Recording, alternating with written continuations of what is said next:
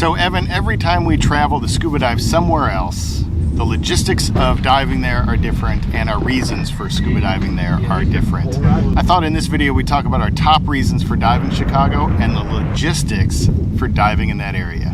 Yeah, that sounds like a great idea. I had a lot of fun diving up in Chicago, and it is definitely different from the other places we've been. Yes, and definitely different than here. We're on our home island of St. Croix in the U.S. Virgin Islands here. That's what we've got in the backdrop. But diving Chicago was way different than this, wasn't it? Yeah, it was. Diving in a lake that's really cold is a lot different than an ocean that's like 80 degrees. Absolutely. Our water temperature here is like 83 degrees right now. At its coldest in the wintertime might be 79. Maybe we can hit a 78 in there. But yeah, diving in Lake Michigan definitely brought some new things with it for us. So I guess first up, what brought us there? Why did we go decide to dive Lake Michigan and Chicago? Well, the lakes are known for having their shipwrecks. Absolutely. So for me, the draw was really all the shipwrecks. And, you know, I really like the historic wrecks, the old wooden schooners, the freshwater lakes, and just really preserve that wood. And I think that makes it really an interesting dive to kind of travel back through time underwater and experience a shipwreck that may be, you know, 100, 150 years old. Yeah, you can't really find preserved wrecks anywhere else other than freshwater lakes that do not deteriorate the wood. Absolutely. So I think that was our number one reason for heading there. So what else we got? Well, the Great Lakes can also be great just beginner dives because at times they can be really flat and calm and easy to dive because there are some shallow wrecks. So we hit some pretty good weather windows and it was pretty flat for some of our dives out there, which would definitely make it great for some entry-level dives. There were also some shallower wrecks which were well within the recreational limits that allowed for some long dive time, which would be good entry-level wrecks for sure. Now there's also some good technical diving there. There's some great deep wrecks to go check out as well. Yeah, and the deeper you get out there, the clearer it gets and the more visibility you have, which makes for a really cool dive. Yes, I think that's one thing that really stood out for me is when we dove in sort of the south end of Lake Michigan, it was a little bit muddier. You know, just the water, the visibility, the conditions were just a little bit muddier. But when we got north of Chicago and dove some wrecks up there, boom, it kind of opened up a bit. Yeah, it looked really nice. Yeah, particularly if we got a little further offshore, right? Right. Yeah. Cool. So you mentioned early on the lakes are cold. Right. Yes. So we talked about water temperature. I don't know if we did. Was that in the previous cut? We did. Okay. Did we talk about water temperature? Yeah. Okay, so water temperature here like 83 degrees. Boom. Chicago was not 83 degrees. No. Do you remember what our surface water temperature was? Probably about 60s. Yeah, I think it was 67 at its highest. Yeah. And we were diving the area in June. It was June. Yeah. I think it was June. Yeah. So beginning of the dive season, I think there, but 67 degrees on the surface. Now, when we got down, if we went to some deep wrecks, something like 80 feet. 80 feet. It'd probably be 40s. Yeah. Low 40s. I think so. I think we hit into the mid 40s, like 47, 48. Around there, yeah. Somewhere in there. Yeah.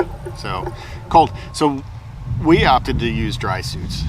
Yes. Yes. There were other people on the boat that didn't have dry suits. They had 7 mil suits with hoods and gloves and all that good stuff.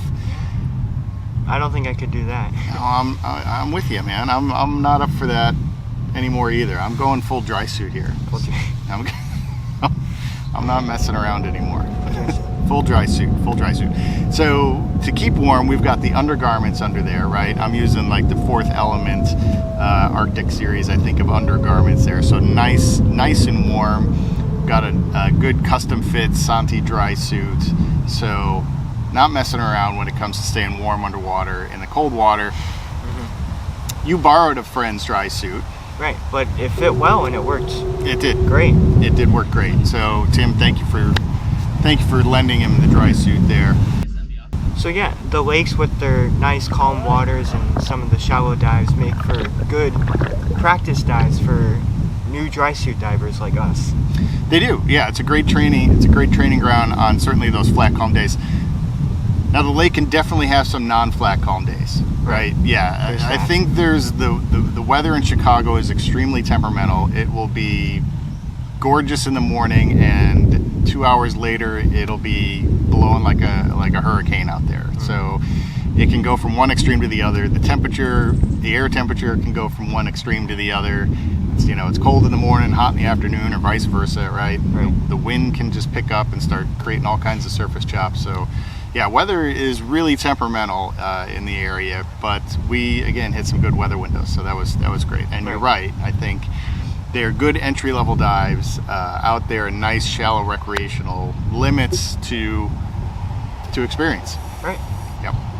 So yeah, there's a lot of good entry-level dives in the area in Lake Michigan, but because we don't normally dive dry suits out here in the Caribbean, we started with doing some training, right? Right. So we went to Haigh, Quarry, just kind of south of Chicago, a couple hours, and did some training down there first.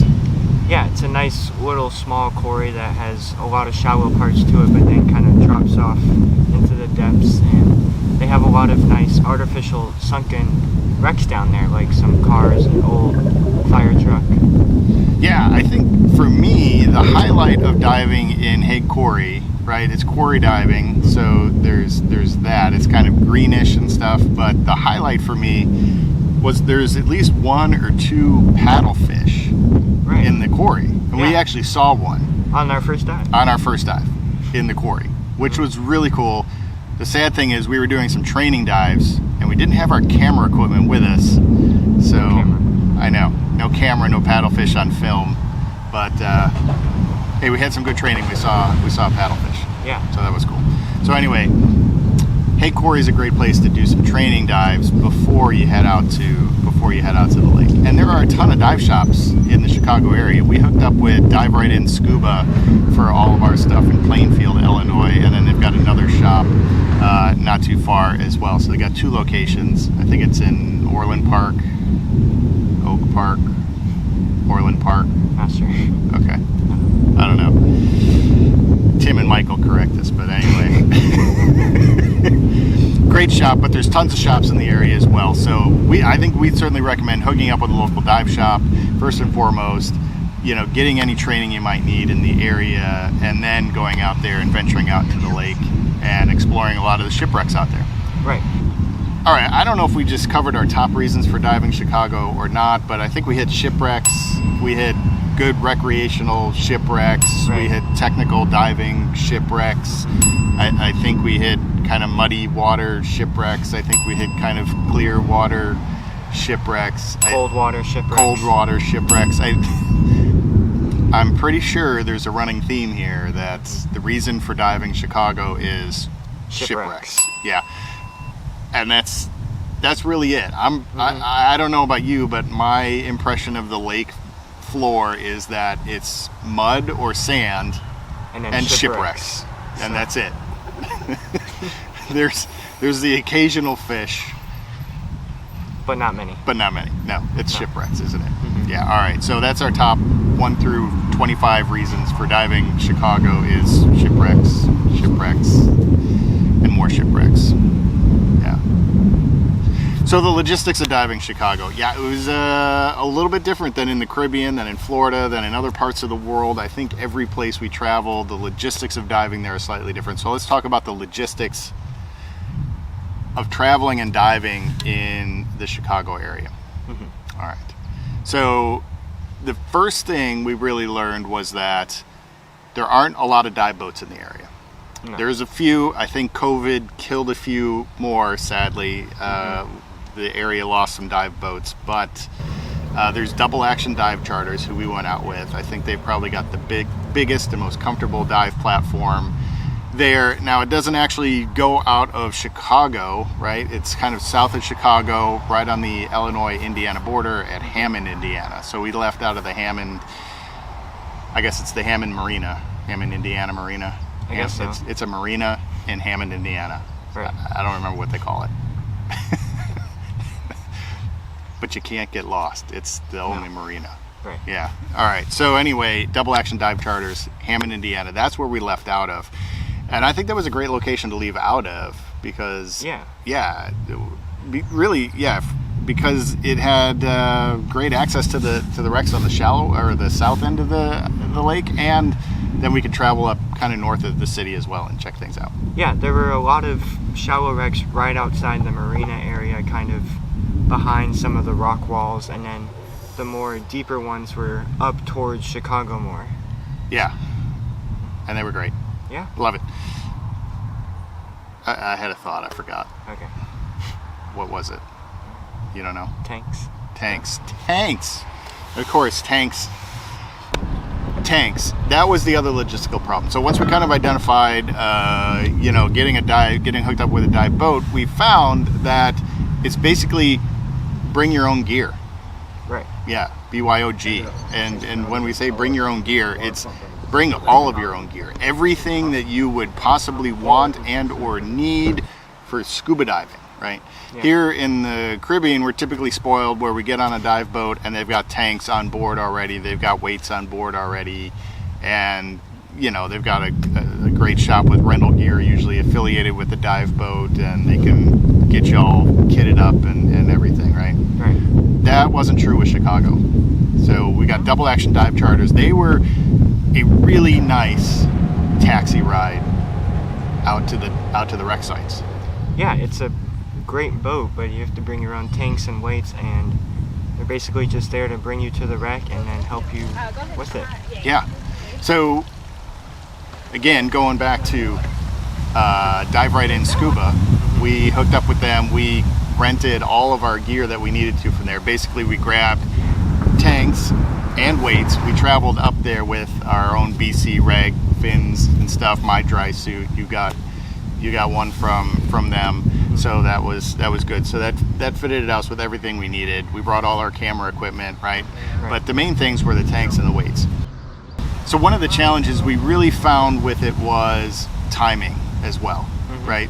So the dive boats really only go out on the weekends because I don't think there's a huge demand during the week to go diving in Chicago. So the scheduled dive boats are typically kind of on the weekend. So we needed to align with that schedule.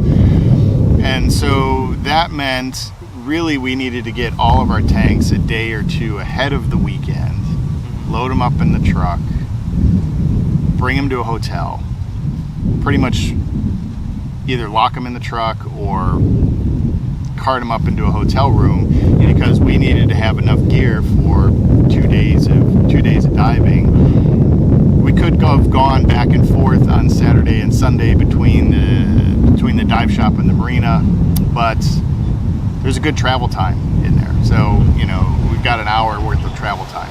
So anyway, getting all the tanks, getting it at the time we needed, and making sure we had it all. I think that was the biggest logistical challenge that we kind of had to overcome. Yeah. Okay.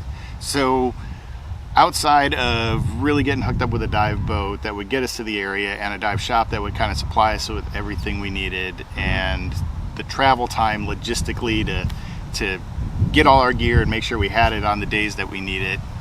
Anything else? We have a lot of stuff. Yeah, we did. We had a ton of stuff. Yeah, and living down in the Caribbean and going all the way to one of the most northern parts of the U.S. with all these suitcases, all the camera gear, all the dive gear was challenging. It was. At the end of the day, though, I think traveling to Chicago and diving the wrecks was amazing. Yeah, I had a good time, and I think it was a good experience. It absolutely was. I mean, it was definitely an effort to get all the gear, get it out there, get kitted up, get in the water, and to make sure that we had good weather windows and had the boat scheduled and all of that stuff. But it was definitely well worth all of the effort that we kind of put into diving there. I think all told, we ended up diving, we had 5 days scheduled actually. We had 2 weekends, Saturday, Sunday, and then I think there was a random Wednesday thrown in there. But that Wednesday did get canceled due to weather. So we ended up with 4 days of diving in Chicago. So that was pretty fantastic. Yeah, it was great. Yeah. my favorite wreck was the Wellsbert, which is an old schooner that's down there from the 1800s. What was your favorite wreck? I think my favorite wreck was the Mac. The Mac? Yeah. Yeah. Just how big it is and just being able to dive in and look at all the spaces that are in it. It was really cool. Yeah, I think that is widely considered Chicago's most popular shipwreck too. But for me, the Wellsbert jumped to the top. Awesome. So guys, if you want to see our videos from those wrecks, definitely check them out here at the end. We'll link to them in the end screens. And if you haven't yet subscribed, make sure to hit that subscribe button. We really appreciate it. It helps us out, helps the channel out, and makes sure that you guys never miss a dive. But until next time, we'll see you underwater.